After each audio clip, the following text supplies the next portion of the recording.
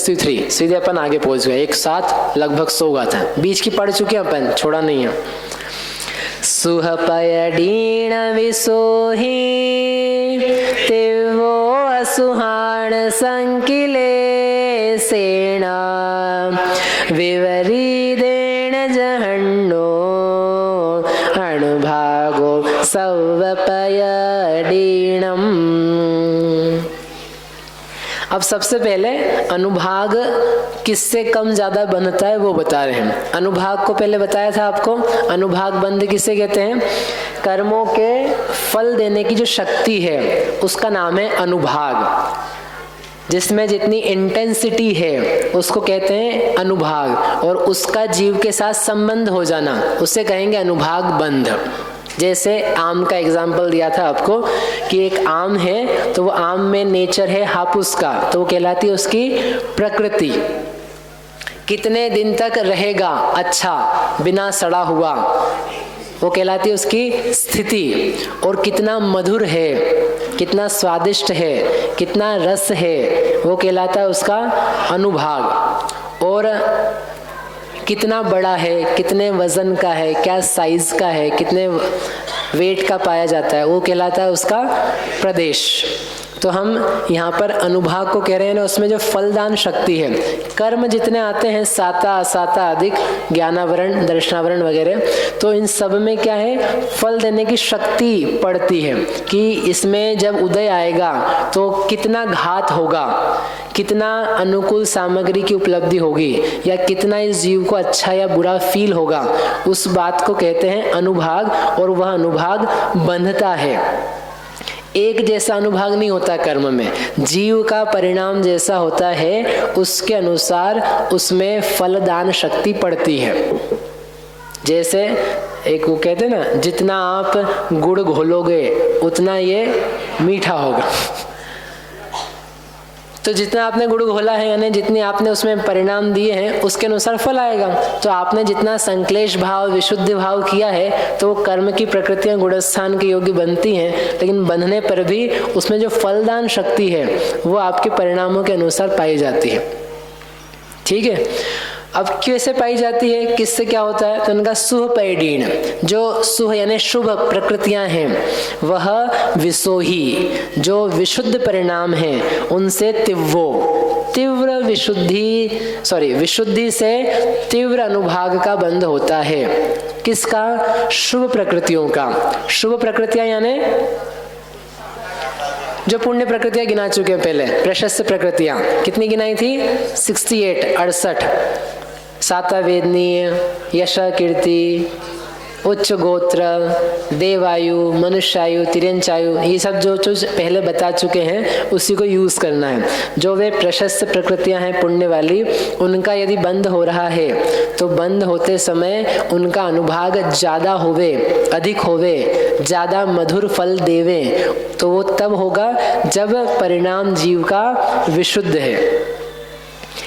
असुहाण संकिलेसेण, और जो अशुभ प्रकृतियां हैं उनका संक्लेश भावों के द्वारा तीव्र अनुभाग बंद होता है। संक्लेश परिणाम यानी पाप का परिणाम, तेज पाप का, हिंसा, झूठ, चोरी, कुशील, परिग्रह, तेज क्रोध, तेज मान, तीव्र मायाचार, लोभ, वेद, हास्य, रति, उसके अलावा मिथ्यात्व, तीव्र मिथ्यात्व, इतना तीव्र मिथ्यात्व कि हमें सुनना समझना ही पसंद नहीं है। धर्म का ABCD भी हमारे लिए इष्ट नहीं है। ABCD तो दूर की बात है, कोई जाता हुआ दिख जाए तो उसको और पकड़ ले, आपको नहीं जाना, आप यहीं बैठो, क्या करोगे वहां जा करके, क्या लाभ मिलेगा, क्या मजा आएगा, कुछ नहीं आता, आप तो यहीं बैठो, यहीं रहो, यहीं काम करो, सब कुछ।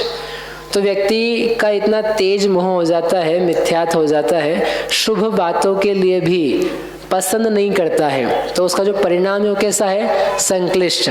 यद्यपि हो सकता है ऐसा व्यक्ति आपको न हिंसा कर रहा है, न किसी को मार पीट रहा है, न कोई चोरी कर रहा है, ठीक ठाक से रह रहा है, फिर भी उसका परिणाम कैसा है? संक्लिष्ट है। क्यों संक्लिष्ट है? क्योंकि जो सत्य बातें हैं उनके जानने के लिए कोई ध्यान तो है ही नहीं। ध्यान मिल रहा है, संग मिल रहा है, अनुकूलताएं बन रही हैं, फिर भी वहाँ ना जाना चाहता है ना जाने देना चाहता है। ऐसे ऐसे लोग होते हैं, आप जानते हैं सब, हम कहना नहीं चाहते ज़्यादा। ऐसी भी परिस्थितियाँ होती है। तो जो ऐसा हो रहा है भाव, वो क्या है? तीव्र मोह, तेज मोह है। घर के प्रति, पत्नी बच्चे के प्रति, भोगों के प्रति, शरीर के प्रति, अथवा धर्म से द्वेष का परिणाम है। अनंतानुबंधी क्रोध आदि कहते हैं उसको। उसका व्याख्यान करो आप अनंतानुबंधी का, तो सब दिख जाएगा। तो इस प्रकार के जो संक्लेश परिणाम है, केवल हिंसा झूठ के परिणाम ही संक्लेश के नहीं है। देह ही मैं हूँ, इसी के साजो श्रृंगार में, इसकी पुष्टता में दिन रात एक करना, वो भी क्या है? संक्लेश भाव, महासंक्लेश भाव। उससे क्या होता है? अशुभ जो प्रकृतियां हैं जो बन रही है उस काल में, उन सब का क्या होता है? तीव्र बंध होता है। अभी उदय नहीं आ रहा है, उदय कालांतर में आता है, लेकिन वो कालांतर में आकर के इतना तेज फल देता है, कुछ समझ में नहीं आता। तीव्र संक्लेश अभी और तीव्र संक्लेश बांधा तो फल बाद में तीव्र। तो ऐसी ऐसी परिस्थितियां हो जाती है, कुछ पल्ले नहीं पड़ सकता। एक इंद्रिय जीव बन जाते हैं लोग, 2, 3, 4 इंद्रिय बन जाते हैं, तिर्यंश बन जाते हैं। अब उनके इतने ज्यादा अनुभाग हैं कर्मों के, इनको समझाओ कुछ। एक इंद्रिय जीव को ज्ञानावरण का इतना तीव्र अनुभाग उदय में आता है कि जो स्पर्शन के अलावा रसना, घ्राण, चक्षु, कर्ण जो अपने को इजीली अवेलेबल हैं, ऐसी दिख रही कि हाँ हमको तो सब चीजें, उसको बेचारे को इतना तेज विपाक उदय में आ गया, अनुभाग इतना तीव्र उदय में आ गया सर्वघाती जैसा, कि अब तत्संबंधी ज्ञान रंच मात्र भी नहीं पाया जाता। इतना रत्ती भरसा। चींटी ना चींटी, चींटी का बताओ अंधियारा दिखता है कि उजेला दिखता है? चींटी होती देखी चींटी तो चींटी को अंधियारा दिखता है दिन में कि उजाला दिखता है?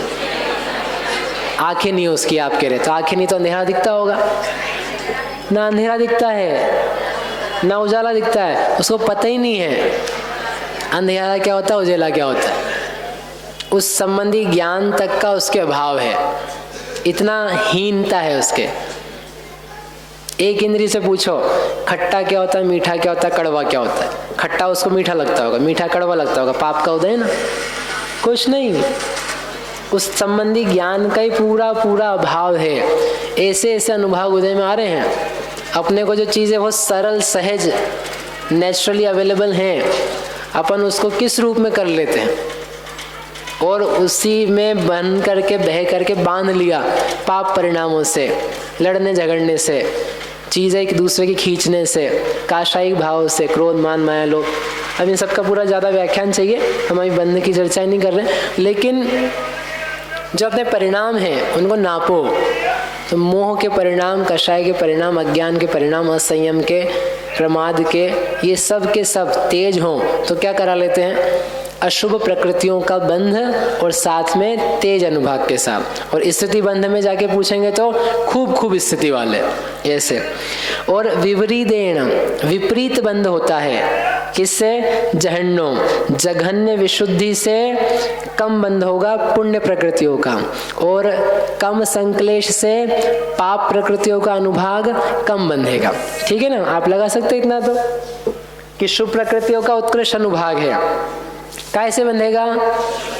विशुद्ध परिणाम। विशुद्ध परिणाम यानी दया, दान, भक्ति के, पूजा के, स्वाध्याय के, कॉमन सेंस के, सपर विज्ञान के, या लोग जगत भला सोचें, भला करें, सुख से रहें, ये सब क्या है? विशुद्ध परिणाम।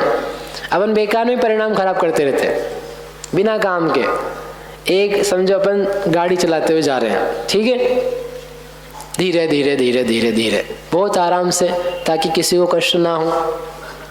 और कोई आ जाए व्यक्ति तेजी से चलाता हुआ, 20 साल का लड़का, क्या बोलते हैं उसको, बुलेट या फुलेट, जो भी आवाज करने वाली गाड़ियां हैं, और चलाता हुआ इधर उधर इधर उधर ऐसा जाए करते हुए, तो जब भी आप क्या सोचोगे? आपको थोड़ा सा कट दे के निकल जाए तो आप क्या बोलोगे? क्या सोचोगे? मरेगा, मरेगा, बिल्कुल पक्का मरेगा, अभी आगे जाके चौराहे पे मिलेगा, पड़ा हुआ रहेगा। क्यों सोच रहे हो आप ऐसा? आपको उसने मारा नहीं, उसने वो चला रहा है तेज, वो अच्छी चला रहा है ये नहीं कह रहा हूँ, वो असावधानी में, प्रमाद में, घमंड में कर रहा है, वो सब स्वीकार है। लेकिन आपको ऐसा सोचने की क्या आवश्यकता है? आपके सोचने से गिरेगा? अपने सोचने से कोई काम होने वाले हैं? अपन ने जो परिणाम किया, एक करुणा का किया, हाँ ऐसा एक परिणाम हो सकता है। ऐसे कैसे चला रहा है, गिर नहीं जाए, लग नहीं जाए किसी को और उसको कष्ट होगा, दुख होगा, सावधानी से चलाए तो अच्छा होगा। एक ये भाव, और एक ये भाव मरेगा, कुछ नहीं आता चलाना, गिर पड़ेगा। दोनों में अंतर आया समझ में? आया कि नहीं आया? तो कौन सा प्रशस्त है और कौन सा अप्रशस्त है? मरेगा वाला तो क्या है, बिल्कुल ही करुणा से हीन है, दया से हीन है। और हम ये सोचते नहीं भला हो, ठीक हो, ना गिरे, घर जल्दी पहुंच जाए अपने घर, ताकि फिर पहुंच जाएगा तो नहीं चलाएगा। और क्या सोच, लेकिन तो ये दृष्टांत अकेला है, लेकिन वो जो हमारा भाव था वो संक्लेश में आ गया। और एक हमने दया का भाव किया। ये इसलिए कह रहे कि ऐसा नहीं कि विशुद्ध परिणाम यानी बस हम यहाँ बैठेंगे या मंदिर में जाएंगे तो ही विशुद्धि होगी। लोगों को लगता है कि यदि कोई मंदिर जाने लग जाए, पूजा पाठ करने लग जाए, तो मतलब बस ये तो गया। लोग सोचते हैं कि हम तो दिन भर कहाँ बैठे रहते, घर में। कई लोग आ जाते हैं जो हमारे, जिनके बच्चे हमारे से पढ़ते हैं, बोले भैया आपसे एक निवेदन है। ये बोलो भाई क्या चाहते हो? बोले आपके जैसा नहीं बनाना है इसको, आपके जैसा नहीं चाहिए हमको बस थोड़ा बहुत ही चाहिए। मंदिर चला जाए, हमारी बात सुन ले, हम जिससे कहें उससे शादी कर ले, इतना किया ऐसा तो काफ़ी, बस इससे ज़्यादा नहीं। आप मत चिंता करो, सबके बहुत सारे प्रकार के परिणाम हैं। हम अपने जैसा बना भी नहीं पाएंगे, आप बन भी नहीं पाओगे, क्योंकि सबके उदय, द्रव्य, क्षेत्र, काल, भाव अलग अलग हैं। पता नहीं लोगों को इतनी समस्या रहती है कि यदि कोई व्यक्ति दर्शन करे रोज भगवान का इतना, और आलू प्याज नहीं खाए, समझ लो बस इतना ही, आलू प्याज नहीं खाता, तो उसको कहने लग जाते हैं क्यों तुम मुनि बनोगे, तुम तो बस घर छोड़ने वाले हो। कोई बच्ची करने लग जाए, तुम तो बस आरिका बनने वाली हो, तुम तो बस अब मुनि बनने वाले हो। मतलब इतनी भी जानकारी नहीं है कि मुनि बनना यानी कितनी बड़ी बात है। आलू प्याज छोड़ देंगे तो इतने से मुनि बन जाएंगे। लेकिन इतना सा हमारा त्याग है, तो उसको आप किस रूप में देख रहे हो? मतलब उस व्यक्ति वो कितना आसक्त है, उसका संक्लेश कितना ज़्यादा है। भैया थोड़ा बहुत त्याग करने से, त्याग मतलब सदाचार से रहने से, देव दर्शन वगैरह करने से कोई मुनि आरिका नहीं बन जाते। वैराग्य होता है तो बनते हैं, वैराग्य अलग चीज़ है, और ये थोड़ा छोटा मोटा त्याग हो जाना अलग चीज़ है। लोगों को इतनी एक्सपेक्टेशन रहती है कि यदि कोई स्वाध्याय में जाता है सुबह शाम, समझ लो, तो उसके घर वाले ये चाहते हैं उस पुरुष या स्त्री से कि ये तो बिल्कुल है ना क्रोध करे ही ना, इसको घमंड हो ही ना, खाने में कुछ मांगे ही नहीं। यदि पति देव स्वाध्याय में के बाद में जाके बोल दें किसी दिन, आज एक मीठा बना दो बहन, स्वाध्याय करके आए ना आप, क्या सीखा? नहीं मिलेगा। अरे ये क्या बात हुई, बेचारा अभी घर में ही तो है उसको बना दो थोड़ा बहुत, क्या कष्ट है? उसको अभी त्याग नहीं हुआ है, अभी उसको विरति हो जाती तो वो क्यों रहता घर में? देवी तुम्हारे साथ, वो अविरति वाला है, उसको रसना इंद्रिय का अभी जो भोग का भाव है वो नहीं गया, अभी बस समझ हुई है। समझ, कोई गुस्सा करता हुआ दिख जाए तो बच्चों की ज़्यादा समस्या रहती है कि मम्मी जाती है मंदिर, फिर भी घर आके क्या करती है? गुस्सा करती है। इसका उनका गुस्सा ही रहता है हमें ऊपर हमेशा।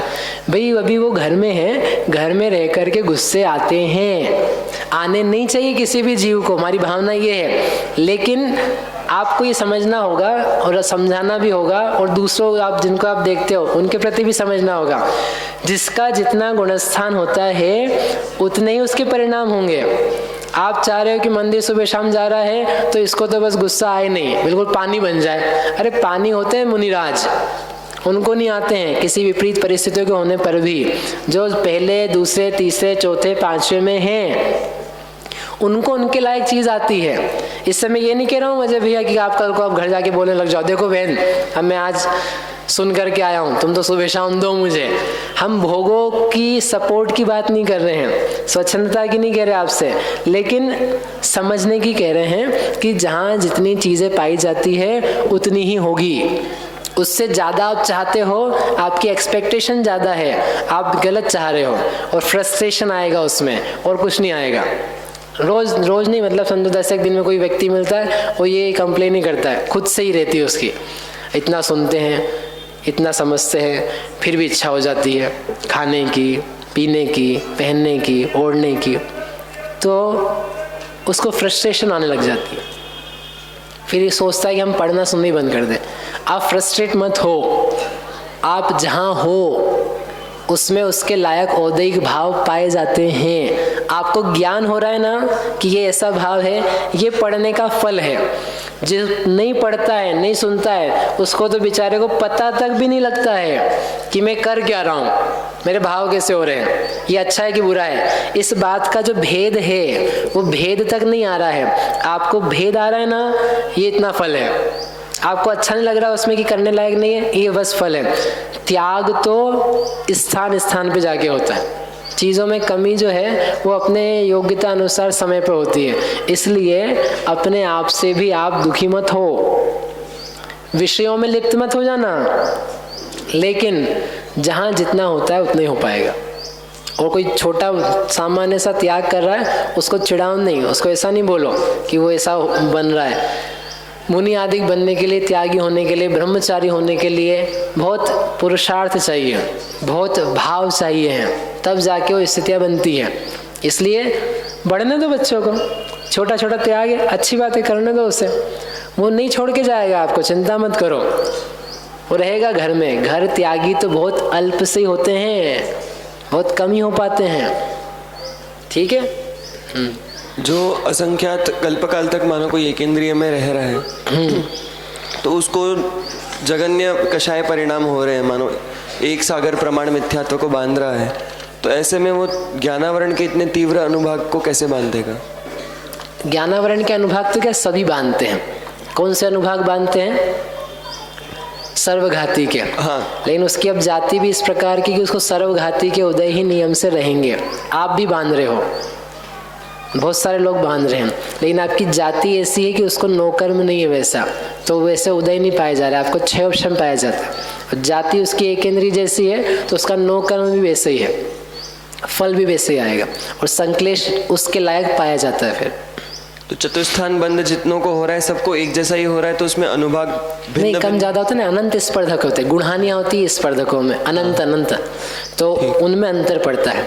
देशघाती प्रकृति का, देशघाती स्पर्धकों का सबके उदय है, लेकिन फिर भी सबके एक जैसा उदय नहीं है, उसके अनंत गुणहानियां हैं। तो जितनी गुणहानियों में कम उदय आ रहा है तो उसको उतना ज्यादा क्षयोपशमिक भाव है, और जिसको ज्यादा उदय आ रहा है तो उसकी हीनता पाई जाती है। जाति को कारण कहें, जाति कारण बनती है।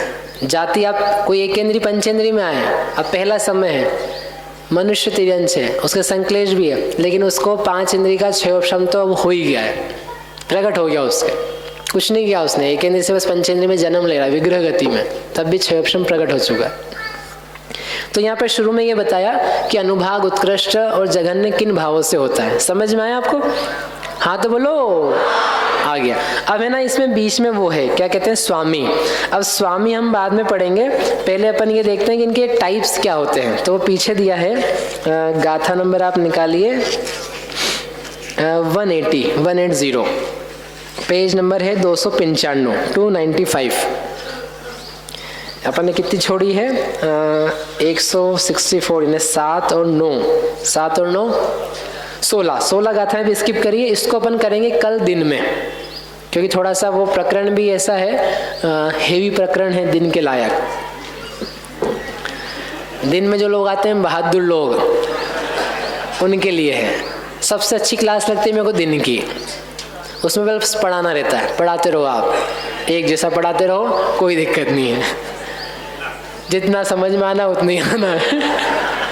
ज़्यादा कुछ पुरुषार्थ करने की ज़रूरत नहीं है, सबसे बेस्ट क्लास होती है।